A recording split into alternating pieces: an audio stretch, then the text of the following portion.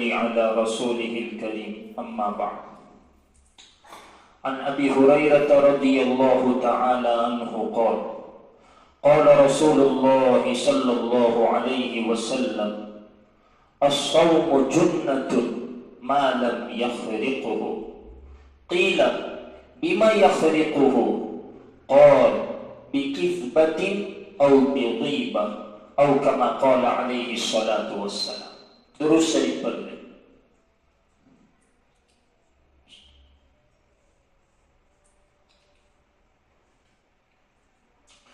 اللهم صل على محمد عبدك ورسولك وصل على المؤمنين والمؤمنات والمسلمين والمسلمات. محترم حضرات، ہر چیز کے اندر ایک ظاہر ہوتا ہے اور ایک باطن ہوتا ہے. مثال کے طور پر انسان کا ایک ظاہر ہے، ایک باطن ہے. انسان کی یہ جو باڈی ہے، جسم ہے، ہاتھ ہے، پاؤں ہے، چہرہ، یہ انسان کا ظاہر ہے، ظاہر. اور انسان کے اندر جو روح ہے، روح، یہ انسان کا باطن ہے. اور ظاہر اور باطن دونوں چیزیں مل کر ایک چیز بنتی. اب مان لو انسان کا ظاہر صحیح سلامت ہے، باڈی صحیح سلامت ہے، تندرست ہے، جسم، ہاتھ بھی تندرست، پاؤں بھی تندرست، جسم بھی تندرست، کوئی بیماری نہیں، کچھ بھی نہیں. لیکن روح نہیں ہے، انسان کے اندر روح نہیں ہے، تو وہ انسان نہیں کہلائے گا بلکہ مردہ ہو جائے گا، مردہ. پتا چلا دونوں کا ہونا ضروری ہے. جسم کا صحیح سالم ہونا بھی ضروری ہے اور روح کا ہونا بھی ضروری ہے. اگر روح نہیں ہے تو انسان مردہ بن جاتا ہے. بس اسی طرح روزے کے اندر ایک ظاہر ہے اور ایک باطن ہے، اور دونوں کا ہونا ضروری ہے، تب جا کر روزے کا جو مقصد ہے وہ مقصد حاصل ہوگا. روزے کا ظاہر کیا ہے کہ بھئی صبح صادق سے لے کر غروب آفتاب تک کھانے سے، پینے سے، بیوی کے ساتھ ہم بستری کرنے سے اپنے آپ کو بچانا، یہ ہے روزے کا ظاہر. اور روزے کا باطن کیا کہ بھئی گناہوں سے اپنے آپ کو بچانا، غیبت سے، جھوٹ سے، گالی گلوچ سے، کینہ سے، چغلی سے، حسد سے، تکبر سے.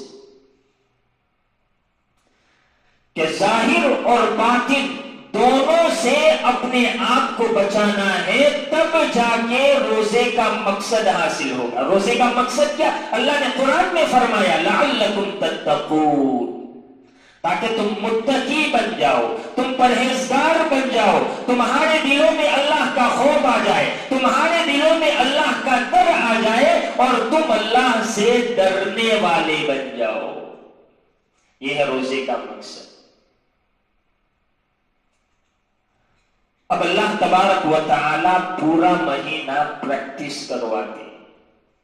کسی بھی فیلڈ میں چلے جاؤ، ایک ہی دن میں اس فیلڈ کے ماہر نہیں بنو گے.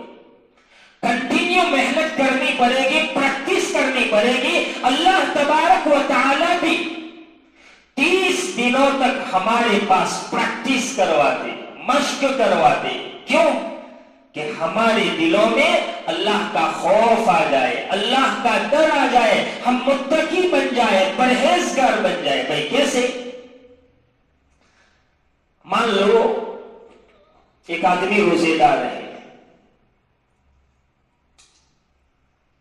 سخت گرمی ہے، دوپہر کا وقت ہے، شدت سے پیاس لگی ہے، گھر میں فریج ہے، فریج میں ٹھنڈا پانی ہے، کوئی دیکھنے والا بھی نہیں. لیکن وہ بندہ پانی کو ہاتھ تک نہیں لگاتا. کیوں؟ حالانکہ کوئی دیکھنے والا نہیں. प्यास शिद्दत से लगी है, घर में ठंडा पानी है, घर में कोई भी नहीं है, देखने वाला भी नहीं है, फिर भी पानी को हाथ तक नहीं लगाता। क्यों? मेरा अल्लाह मुझे देख रहा है। ये मश्क अल्लाह तबारक व तआला बस यही मश्क करवाना चाहते हैं कि रोजे की हालत में जब तुम्हारे सामने खाना आता है, पानी आता है, तो तुम्हारी जबान से निकलता है मेरा रोजा है, मुझे भले कोई ना देखे लेकिन मेरा अल्लाह मुझे देख रहा है। बस यही। जब तुम्हारे सामने गुनाह आ जाए, कोई गीबत कर रहा है, चुगली कर रहा है, कोई बुरा भला कह रहा है या बदनजरी हो रही है, तो फौरन तुम अपनी जबान से कहो भाई अल्लाह देख रहा है। अल्लाह तबारक व तआला 30 दिनों तक ये मश्क करवा कर हमारे दिलों में अपना खौफ बिठाना चाहता है, अपना डर बिठाना चाहता है कि मेरा बंदा रोजा रखकर मुत्तकी बन जाए, परहेजगार बन जाए, उसके दिल में तकवा आ जाए। लेकिन मेरे भाइयों, हम देख रहे हैं बरसों से हम रोजा रख रहे हैं, बरसों से। कोई 20 साल से रख रहा है, 25 साल से रख रहा है, 40 साल से रख रहा है, 50 साल से रख रहा है, लेकिन अभी तक हमारे दिलों में अल्लाह का खौफ नहीं आया, अल्लाह का डर नहीं आया। हम अल्लाह से डरने वाले नहीं बने, हम मुत्तकी नहीं बने, हम परहेजगार नहीं बने। इसकी क्या वजह, क्या वजह है इसकी? सुनना, हदीस में है, अल्लाह के नबी सल्लल्लाहु अलैहि वसल्लम ने फरमाया अस्सौमु जुन्नतुन मा लम यखलिकुहु, कि रोजा ढाल है जब तक के उसको फार न दिया जाए। जैसे लड़ाई में इंसान ढाल का इस्तेमाल करता है सामने वाले के वार से बचने के लिए, सामने वाले के हमले से बचने के लिए, लेकिन अगर वो ढाल फट जाए, सामने वाले के हमले से नहीं बच सकता, सामने वाले के वार से नहीं बच सकता। बस अल्लाह के नबी भी यही समझाना चाहते हैं। अल्लाह के नबी से पूछा रोजा किन चीजों से बच जाता है? अल्लाह के नबी ने फरमाया गुनाहों से, गीबत से, चुगली से, गाली गलौज से, हसद से, बदनजरी से, कीना से, इनसे रोजा फट जाता है।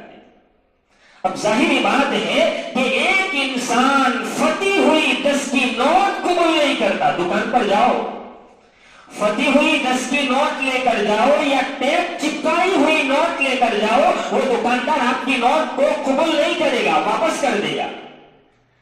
जब इंसान एक फटी हुई 10 की नोट कबूल नहीं करता, तो अल्लाह तबारक व तआला फटे हुए रोजे को कैसे कबूल करेगा? बस यही वजह है कि इतने सालों से हम रोजा रख रहे हैं, अभी तक हमारे दिल मुत्तकी नहीं बने, परहेजगार नहीं बने, हम अल्लाह से डरने वाले नहीं बने। इसका सबसे बड़ा रीजन ये है कि रोजे के जाहिर से हम बचे लेकिन बातिन से नहीं बचे, गुनाहों से नहीं बचे, जिसकी बिना पर आज हम मुत्तकी नहीं है, परहेजगार नहीं। जैसे ही ईद का चांद नजर आएगा मस्जिदें खाली, यही वजह है। रोजा तो रखा, अल्हम्दुलिल्लाह सबने रोजे रखे, लेकिन रोजों की जो हिफाजत करनी चाहिए, अपने आप को रोजे की हालत में जो गुनाहों से बचाना चाहिए, उन गुनाहों से अपने आप को नहीं बचाया, जिसका असर रमजान खत्म होते ही शुरू हो गया। कि रमजान में चाश की नमाज पढ़ने वाले, अव्वाबीन की नमाज पढ़ने वाले, तहज्जुद की नमाज पढ़ने वाले, तकबीर औला का एहतिमाम करने वाले, पहली सब का एहतिमाम करने वाले, जैसे ही ईद का चांद नजर आता है सब गुम हो जाते हैं। पता चला रमजान खत्म हुई लेकिन दिल मुत्तकी नहीं बना, हमारे दिलों में अल्लाह का खौफ नहीं आया, अल्लाह का डर नहीं आया। सबसे बड़ा रीजन कि हमने रोजों की गुनाहों से हिफाजत नहीं की।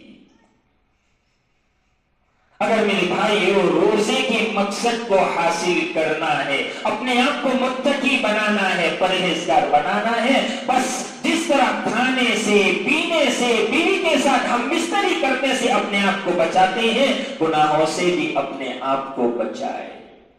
جو بڑے بڑے گناہ ہیں ظاہر میں دکھتے ہیں، جیسا کہ زنا ہے، جوا ہے، شراب ہے، چوری ہے، گالی گلوچ ہے، اس سے تو بچتے ہیں، لیکن غیبت سے نہیں بچتے، چغلی سے نہیں بچتے، بد نظری سے نہیں بچتے، ان گناہوں سے بھی بچنا ضروری ہے۔ اللہ کے نبی سے پوچھا روزہ کن چیزوں سے پھنستا ہے، تو اللہ کے نبی نے خاص طور سے دو جملے ارشاد فرمائے، بِکِسْبَةٍ اور بِغِیبَةٍ، کہ جھوٹ سے اور غیبت سے۔ مجلس بازی بڑی خطرناک چیز ہے، ہمارے اندر یہ ایک عادت بہت خراب عادت ہے، جب بھی وقت ملتا ہے 4 5 10 آدمی ایک ساتھ بیٹھ جاتے ہیں اور باقاعدہ روزانہ اسی وقت بیٹھنے کا اہتمام کرتے ہیں۔ یاد رکھنا یہی مجلس بازیاں سب سے بڑے فتنے کا زر ہوتی ہے، اور یہی سے پہلے تو آپ تعریف کرو گے، دھیرے دھیرے دھیرے دھیرے کسی نہ کسی کو لپیٹ میں لے لو گے اور اس کی غیبت چالو کر دو۔ غیبت بڑی خطرناک چیز ہے۔ اللہ کے نبی نے پوچھا اتدرون الغیبۃ، جانتے ہو غیبت کیا ہے؟ صحابہ نے لاعلمی ظاہر کی۔ اللہ کے نبی نے فرمایا کہ اپنے بھائی کے بارے میں ایسی بات کرنا کہ اگر اس کو پتا چلے تو اسے ناپسند ہو، ناگوار گزرے، ایسی باتیں اپنے بھائی کے بارے میں کرنا، یہ ہے غیبت۔ صحابہ نے پوچھا یا رسول اللہ صلی اللہ علیہ وسلم، واقعتاً وہ بیماری، وہ برائی، وہ بری عادت اس کے اندر پائی جائے تو؟ اللہ کے نبی نے فرمایا تبھی تو غیبت ہے، ورنہ بہتان ہو جائے گا، اور بہتان کا گناہ غیبت سے بھی خطرناک ہے۔ اور ہم مجلس بازیوں میں کسی نہ کسی کو لپیٹ میں لے لیتے ہیں اور رمضان خراب کر دیتے ہیں۔ اس لیے میرے بھائیوں، غیبت سے، چغلی سے، حسد سے، کینہ سے، بد نظری سے، بد کلامی سے، گالی گلوچ سے اپنے آپ کو بچانا ہے، تبھی جا کر روزے کی حفاظت ہوگی۔ اگر روزے کی حفاظت ہوگی تو ہمارے دلوں میں تقویٰ آئے گا، ہم متقی بنیں گے، پرہیزگار بنیں گے، اللہ سے ڈرنے والے بنیں گے۔ اسی طرح میرے بھائیوں، ایک اور گناہ ہے داڑھی مڈانا، رمضان میں بھی نہیں بچتے۔ دیکھیے، داڑھی سارے نبیوں کی سنت ہے، مسلمانوں کا شعار ہے، مرد کی پہچان ہے، علماء امت کا اجماع ہے کہ داڑھی رکھنا واجب ہے، اس کو کتروانا، منڈوانا اور ایک مشت سے کم کرنا یہ حرام ہے، گناہ کبیرہ ہے۔ اگر کوئی آدمی داڑھی منڈتا ہے اس کو فاسق سمجھا جائے گا، بہت بڑا گنہگار سمجھا جائے گا، داڑھی منڈانے والے۔ علماء امت کا اجماع ہے، سارے علماء اس بات پر متفق ہے کہ داڑھی رکھنا یہ واجب ہے۔ اللہ کے نبی نے صراحتاً حکم دیا ہے کہ مونچھوں کو کاٹو اور داڑھیوں کو بڑھاؤ اور مجوسیوں کی مخالفت کرو۔ وہ لوگ مونچھیں بڑھاتے ہیں، داڑھیوں کو مڈا لیتے ہیں، ہمیں حکم دیا تم مونچھوں کو مڈاؤ اور داڑھیوں کو بڑھاؤ، اس طرح مجوسیوں کی مخالفت کرو۔ اللہ کے نبی کا صریح حکم ہے، اور داڑھی مڈانے والا ہر وقت گناہ میں رہتا ہے، اس کا میٹر چالو رہتا ہے۔ سوچیں، اس کو گناہ بھی نہیں سمجھتے، داڑھی مڈانے کو گناہ بھی نہیں سمجھتے۔ ارے 50 سال ہو چکے، 55 سال ہو چکے، 60 سال ہو چکے، قبر میں پیر چلے گئے ہیں، مرنے کے گنے چنے سال باقی ہے، پھر بھی داڑھی مڈاتے۔ داڑھی رکھنا واجب ہے، داڑھی کو مڈوانا گناہ کبیرہ ہے، وہ آدمی فاسق سمجھا جائے گا۔ اور میں نے پہلے بھی کہا تھا کہ داڑھی ایک گناہ کبیرہ انسان کو جہنم میں لے جانے کے لیے کافی ہے، ایک گناہ کبیرہ۔ اتنی خطرناک نحوست ہے گناہ کبیرہ کی، ہم معمولی سمجھتے ہیں، دھڑادھڑ اسطورہ چلا دیتے ہیں، داڑھیوں کو مڈا دیتے ہیں، لیکن اس کی نحوست معلوم نہیں کہ یہ کتنا بڑا گناہ ہے۔ اس لیے میرے بھائیوں، داڑھیوں کا اہتمام کرے، یہ مرد کی پہچان ہے، اصل مرد کی پہچان ہے۔ جو داڑھی مڈاتے ہیں وہ خود آئینے میں اپنا چہرہ دیکھے داڑھی مڈوانے کے بعد تمہیں کیسا لگتا ہو. دیکھا ہے یہ تو مرد کی پہچان ہے. ہاں داڑھی یہ مرد کی پہچان ہے. اور جس کے جسم پر چہرے پر داڑھی ہوگی اس کی مردانہ قوت بھی زیادہ ہوگی. اور جو لوگ اپنی داڑیاں مڈوا لیتے ہیں مردانہ قوت ان کی کمزور ہو جاتی ہے.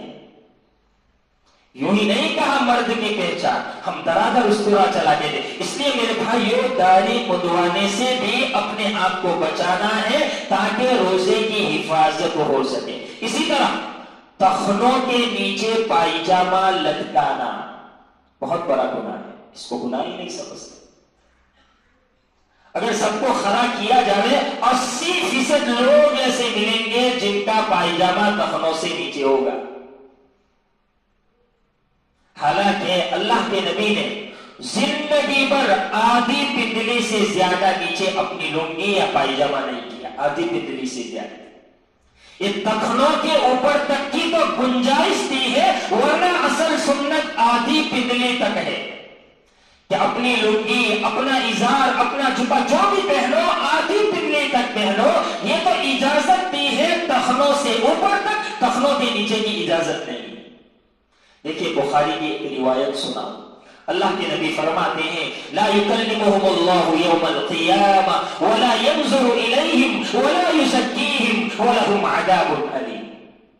اللہ کے نبی نے فرمایا 3 آدمی ایسے ہیں کہ کل قیامت کے دن اللہ تبارک و تعالی ان سے بات بھی نہیں کرے گا, ان کی جانب دیکھے گا بھی نہیں, ان کو گناہوں سے پاک بھی نہیں کرے گا. وَلَهُمْ عَذَابٌ عَلِيمٌ. اور اللہ ایسے لوگوں کو کل قیامت کے دن دردناک سزا دے گا. فقرأها رسول اللہ صلی اللہ علیہ وسلم 3 مرات. اللہ کے نبی نے یہ حدیث 1 مرتبہ نہیں, 2 مرتبہ نہیں, صحابہ کرام کو 3 مرتبہ پڑھ کر سنائے. اس روایت کے راوی ہے حضرت ابو ذر غفاری رضی اللہ تعالی عنہ. وہ اللہ کے نبی سے پوچھتے ہیں خوب و خسیر من ہم یا رسول اللہ, آپ نے اتنی ساری وعید جس کے لیے بیان کی وہ تو ہلاک اور برباد ہو جائے گا. یا رسول اللہ صلی اللہ علیہ وسلم بتا دیجئے یہ وعید جو آپ نے بیان کی ہے کن کے لیے ہے. سننا, اللہ کے نبی نے 3 آدمی کہا. پہلا آدمی المنان, احسان کر کے احسان جتانے والا. 10 روپیہ دو گے, 100 روپیہ دو گے, پورا سال نہیں نواؤ. اسی وجہ سے کہا گیا کہ آپ خرچ کرو, صدقہ کرو, زکات ادا کرو, اتنے خفیہ طریقے سے ادا کرو کہ اگر آپ سیدھے ہاتھ سے دے رہے ہو تو الٹے ہاتھ کو بھی پتا نہ چلے کہ سیدھے ہاتھ نے کیا کیا. اتنے خفیہ طریقے سے صدقہ کرو, زکات کرو, خیرات کرو, کسی کو بھی خبر نہ ہو. اتنے خفیہ طریقے سے. المنان, احسان کر کے احسان جتانے والا. جو لوگ احسان کر کے احسان جتاتے ہیں یاد رکھنا کل قیامت کے دن اللہ ان سے بات بھی نہیں کرے گا, ان کی جانب دیکھے گا بھی نہیں, ان کے گناہوں کو معاف بھی نہیں کرے گا اور دردناک سزا دے گا. دوسرا آدمی المنفق سلعته بالحلف الكاذب, جھوٹی قسمیں کھا کر اپنا سامان بیچنے والا. روزی پر بیٹھا تو روزی نہیں قسم منے اطلاع نہیں کوئی جھوٹیوں قسم, زیادہ نفع حاصل کرنے کی لالچ میں جھوٹی قسمیں کھا رہا ہے اور اپنے سامان کو زیادہ قیمت میں بیچ رہا ہے. اللہ کے نبی فرماتے ہیں یہ ایسا آدمی ہے کل قیامت کے دن اللہ اس کی جانب دیکھے گا بھی نہیں, بات بھی نہیں کرے گا, گناہ بھی معاف نہیں کرے گا اور دردناک سزا دے گا. یہ دوسرا آدمی. تیسرا آدمی المسبل, ٹخنوں کے نیچے پائجامہ لٹکانے والا. اگر ٹخنوں سے اوپر پائجامہ رکھتے ہیں تو ہر آدمی سوچتا ہے خراب لگے گا, سامنے والا کیا کہے گا. یاد رکھنا ٹخنوں کے نیچے پائجامہ لٹکانا یہ حرام ہے, حرام. چاہے لنگی پہنی ہو, چاہے پینٹ پہنا ہو, چاہے نائٹی پہنی ہو, چاہے عربی جبہ پہنا ہو, جو بھی بدن پر کپڑا ہو ٹخنوں سے اوپر ہونا چاہیے, ٹخنوں کے نیچے نہیں جانا چاہیے. ٹخنوں کے نیچے گیا تو سمجھو حرام. ما اسفل من الكعبین من الازار الازار ففی النار، جتنا حصہ کفنوں کے نیچے رہے گا اتنا وہ جہنم میں جلے گا۔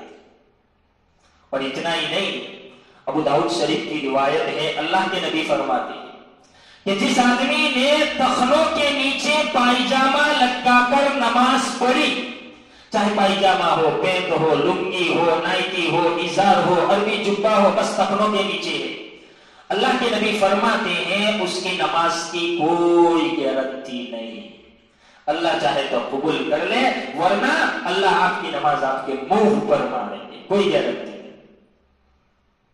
ارے بھائی اتنا سارا کام کاج چھوڑ کر مسجد میں آتا ہے نماز پڑھنے کے لیے، اور پائجامہ کپڑوں کے نیچے ہونے کی وجہ سے ہماری نماز ضائع ہو جاتی ہے۔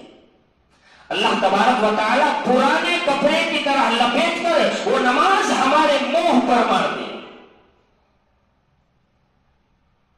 اور اتنا ہی نہیں، ایک روایت میں اللہ کے نبی نے فرمایا کہ جنت کی خوشبو 1000 میل تک جائے گی۔ کتنی؟ 1000 میل تک۔ لیکن جو آدمی تخنوں کے نیچے پائجامہ لٹکائے گا جنت میں جانے کی بات تو بہت دور، جنت کی خوشبو سے بھی محروم کر دیا جائے گا۔ اس کو گناہ ہی نہیں سمجھتے،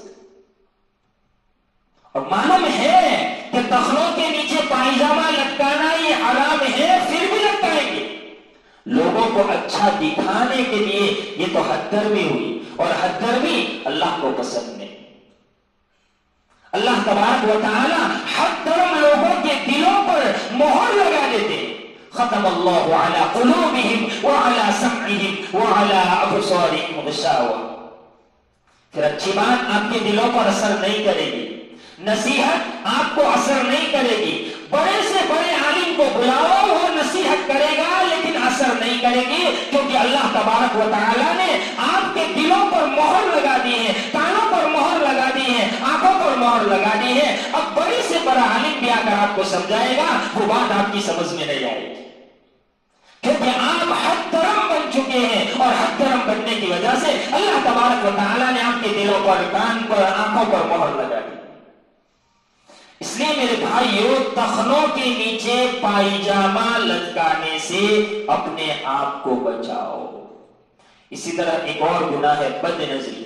اللہ کے نبی فرماتے ہیں لعن اللہ الناظر والمنظور الیہ، جو آدمی غیر محرم کو دیکھتا ہے شہوت کی نگاہ سے، اگر ایک مرتبہ پہلی مرتبہ نظر پڑ گئی اور جھکا لیا تو کوئی حرج نہیں، لیکن نظر پڑی اور بار بار گھرتا ہی جاتا ہے تو یہ حرام ہے۔ اللہ کے نبی فرماتے ہیں دونوں پر لعنت، دیکھنے والے پر بھی لعنت اور جس کو دیکھا گیا اس پر بھی لعنت۔ دیکھنے والے پر تو ظاہر ہے کہ وہ غیر محرم کو اللہ نے جس سے بچانا کہا ہے اپنی آنکھوں کو، اس کو دیکھ رہا ہے تو ظاہر ہے اس پر اللہ کی لعنت ہے، لیکن جس کو دیکھا گیا اس پر بھی لعنت۔ تو بھائی اپنے آپ کو پردے میں لے کر آنا چاہیے تھا، کھلے چہرے کے ساتھ کیوں آئی؟ تاکہ دوسروں کی نظر تمہارے اوپر پڑے۔